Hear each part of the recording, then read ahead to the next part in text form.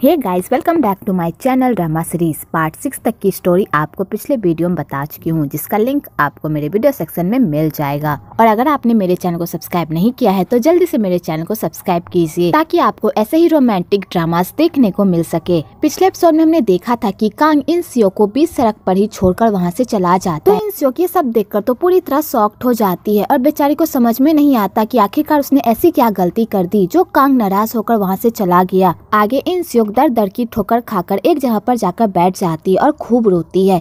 इधर कांग को भी इन सियो की हालत देखी नहीं जाती और वो इन सियो के पास जाता है और उसे जूते पहनाता है।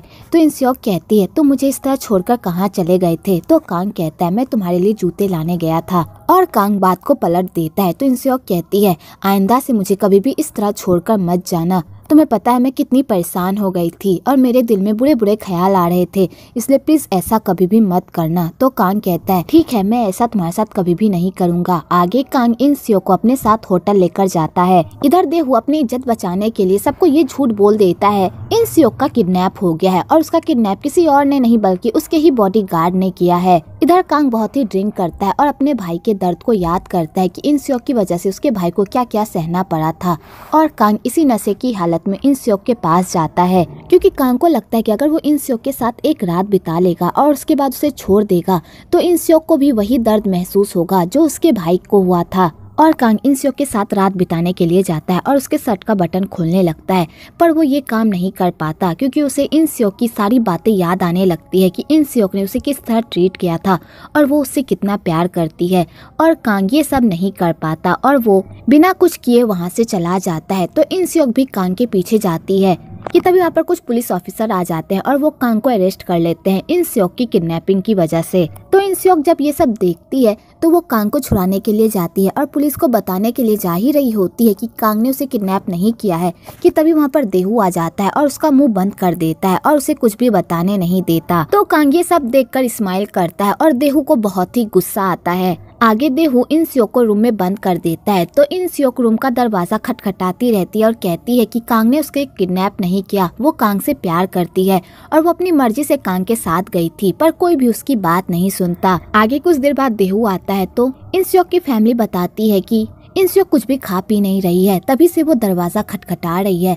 प्लीज अब बताओ हमें आगे क्या करना है? तो देहू इन सियो से मिलने के लिए जाता है और उसे खाने को कहता है, पर इन सियो खाने से मना कर देती है और कहती है, तुम्हें भी पता है कि कांग ने मुझे किडनैप नहीं किया है, मैं उसके साथ अपनी मर्जी से गई थी, प्लीज मुझे स्टेशन जाने दो और उसे छुड़वाने दो। तो देहू कहता है, तुम क्या उस घटिया इंसान के लिए अपनी फैमिली की इज्जत को दांव पर लगाना चाहती हो? अगर सारे लोगों को पता चल गया कि तुम उस घटिया इंसान से प्यार करती हो और तुम अपनी मर्जी से उसके साथ गई थी, तो तुम्हें पता है तुम्हारी इज्जत की धज्जियां उड़ जाएगी, तुम आसमान से सीधा फर्श पर गिर जाओगी। क्या तुम अभी उसकी बेल करवाना चाहती हो और उसके साथ रहना चाहती हो? अगर तुम अपना सब कुछ खोकर उस इंसान के साथ रहना चाहती हो तो तुम यहाँ से जा सकती हो। तो इन सियो कहती है, इन सब में तुमने मुझे घसीटा था और मैं उस इंसान से प्यार करती हूँ और मैं उसे मुसीबत में नहीं छोड़ सकती, चाहे इसके लिए मुझे अपनी फैमिली को ही दांव पर क्यों ना लगाना पड़े और अपने कैरियर को ही क्यों ना। और इन सियो ये कहकर सीधा पुलिस स्टेशन जाती है और कांग को कहती है, प्लीज मुझे माफ कर दो, मुझे आने में देर हो गई। आगे इन सियो सबके सामने ये कबूल लेती है कि वो कांग से प्यार करती है और कांग ने उसकी किडनैपिंग नहीं की थी, वो कांग के साथ खुद गई थी। और इन सियो ये कहकर कांग को वहाँ से लेकर चली जाती है। आगे ये न्यूज आग की तरह पूरे शहर में फैल जाती है,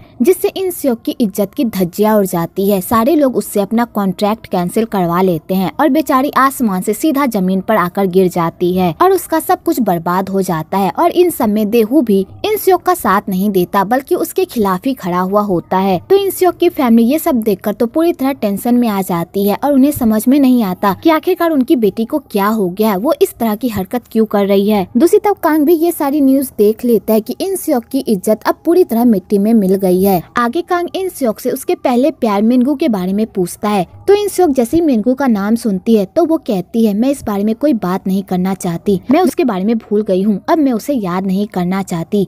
तो कांग जैसे ही इन सियो के मुंह से ये सारी बातें सुनता है उसे तो बहुत ही गुस्सा आता है कि वो अपने पहले प्यार को कैसे भूल सकती है। मिनगू ने उसके लिए क्या कुछ नहीं किया और वो मिनगू को इस तरह ट्रीट कर रही है। और कांग गुस्से से वहाँ से जाने लगता है। तो इन सियो कांग के पीछे जाती है और कहती है, तुम्हें क्या हो गया, तुम इस तरह बिहेव क्यों कर रहे हो? तो कांग कहता है क्योंकि मैं अब थक गया हूँ, अब मुझे तुम्हारे साथ उतना मजा नहीं आता था। पहले मैंने तुम्हारे साथ बहुत मजे किए हैं पर अब मैं थक गया हूँ और अब मैं तुम्हारे साथ और नहीं चल सकता, इसलिए अब मेरा पीछा छोड़ दो। तो इंस्योक कहती है तुम्हारे कहने का क्या मतलब है, तुम ऐसा क्यों कह रहे हो, आखिरकार क्या हुआ है? तुमने ही मुझसे कहा था ना कि तुम मुझसे प्यार करते हो, फिर तुम ऐसी बातें क्यों कर रहे हो? तो कांग कहता है तुम्हें क्या लगता है प्यार कोई चीज है जो किसी से भी हो जाए? और यहाँ पर कांग इंस्योक को अपनी बातों से खूब चोट पहुँचाता है और उसे खूब कटी जली सुनाता है और उसके दिल के 100 टुकड़े करके उससे ब्रेकअप करके वहाँ से चला जाता है। तो बेचारी इंस्योक को समझ में नहीं आता कि आखिरकार कांग उसके साथ ऐसा क्यों कर रहा है और बेचारी जाकर कार में बैठ जाती है और कांग को याद करके खूब रोती है। इधर कांग का भी हाल बिल्कुल भी अच्छा नहीं होता और वो भी खूब ड्रिंक करता है क्योंकि उसने इंस्योक के साथ जो भी किया होता है उसे करके उसे भी बिल्कुल भी अच्छा नहीं लग रहा होता है। आगे कांग अपने भाई मिनगू के पास जाता है और उसे बताता है कि उसने इंस्योक को उसके पापों की सजा दे दी है, लेकिन ये सब करके उसे कोई भी खुशी नहीं मिल रही। मुझे लगता है कि मैं उससे बदला लेते लेते उससे प्यार करने लगा हूँ, लेकिन मैं क्या करूँ भाई, आपने उसी लड़की से प्यार क्यों किया? दुनिया में इतनी सारी लड़की थी, आप किसी भी लड़की से प्यार कर लेते, पर आपने उसी से प्यार क्यों किया? और कांग अपने भाई के सामने अपने दिल की सारी भड़ास निकालता है और खूब रोता है। तो मिनगू को भी बहुत बुरा लगता है और बेचारा रोता है, पर कांग ये सब देख नहीं पाता। इधर हांदा देहू को कॉल करती है और उससे कांग की तरफ से माफी मांगती है और हांदा देहू को ये भी बता देती है कि मिनगू कांग का भाई है। तो देहू ये सुनकर तो पूरी तरह शॉक्ड हो जाता है। आगे इंस्योक कांग से मिलने के लिए जाती है ताकि वो उससे पूछ सके कि आखिरकार क्या बात है। तो इंस्योक कांग के घर जाती है तो उसे वहाँ पर जाकर पता चलता है कि कांग हॉस्पिटल में है, अपने भाई को देखने के लिए गया है। तो इंस्योक हॉस्पिटल जाती है और कांग को बाहर बुलाती है और कहती है मुझे नहीं पता तुमने मेरे साथ ऐसा क्यों किया, लेकिन मैं तुम्हें एक बात बता दूं, मैं तुमसे प्यार करती हूँ और मैं मरते दम तक सिर्फ तुमसे ही प्यार करती रहूंगी। और इंस्योक ये कहकर जाने लगती है तो कांग को भी गुस्सा आ जाता है और वो इंस्योक को ये बात बता देता है कि वो मिनगू का भाई है। और कांग इंस्योक को कहता है मेरे भाई ने भी तुमसे प्यार किया था, लेकिन तुमने मेरे भाई के साथ क्या किया?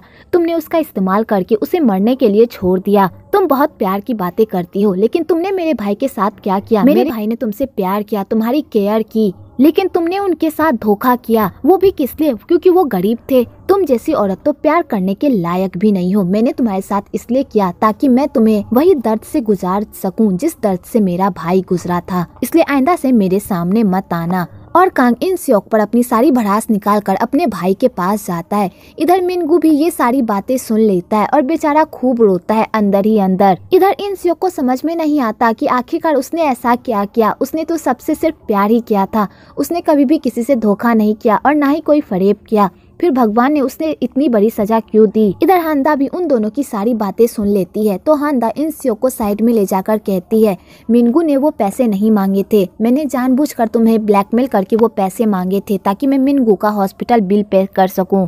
मिनगू ने कभी भी अपने प्यार का सौदा नहीं किया था, ये सब हमारी प्लानिंग थी। अगर तुम चाहो तो मुझे इसके लिए जेल भी भेज सकती हो। और रही कांग की बात, मुझे पता है कांग ने तुम्हारे साथ बहुत गलत किया है, उसकी तरफ से मैं माफी मांगती हूँ।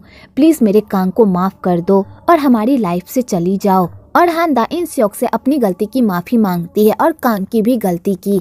तो बेचारी इंस्योक ये सब सुन लेती है और वो कुछ भी नहीं कहती। आगे इंस्योक मिनगू से मिलने के लिए जाती है पर हांदा उसे मिलने नहीं देती और कहती है तुम्हारी और मिनगू की लव स्टोरी अब खत्म हो चुकी है, प्लीज इसके आगे मत बढ़ो, अगर इसके आगे बढ़ोगी तो तुम्हें ही दर्द होगा, प्लीज यहाँ से चली जाओ। तो इंस्योक उसकी बातें सुन लेती है और वहाँ से चली जाती है। आगे इंस्योक घर आती है तो उसकी सौतेली माँ उस पर खूब बरसती है और कहती है तुमने ऐसा क्यों किया? तुमने एक बॉडीगार्ड के लिए अपनी लाइफ बर्बाद कर दी, क्या तुम में जरा से भी अकल नहीं है कि तुमने क्या किया है? लेकिन अभी भी कुछ भी नहीं बिगड़ा, तुम देहू से माफी मांग लो, वो सब कुछ संभाल लेगा। तो इंस्योक कहती है बस करो माँ, आपने जो मिनगू के साथ किया वही हमारे साथ हुआ है। कांग मिनगू का भाई है और उसने मुझसे बदला लेने के लिए मेरे साथ ये सब किया है। आपको पता है मोम, हम जो बोते हैं वही हम काटते हैं और हमें हमारे कर्मों की सजा मिल चुकी है। और इंस्योक ये कहकर वहाँ से चली जाती है। तो उसकी माँ ये सब सुनकर तो पूरी तरह दंग ही रह जाती है। इधर देहू कांग की पूरी हिस्ट्री निकलवाता है तो देहू को पता चलता है कि जिस दिन उसके